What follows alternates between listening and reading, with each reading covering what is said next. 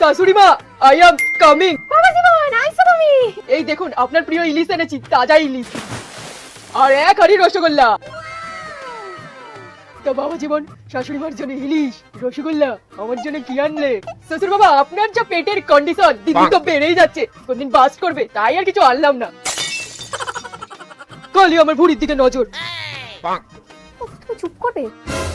নাও না, এবার বরণের পাল্লা সাইড আনি। আরে শ্বশুর বাড়ি জিন্দাবাদ, শ্বশুর বাড়ি জিন্দাবাদ।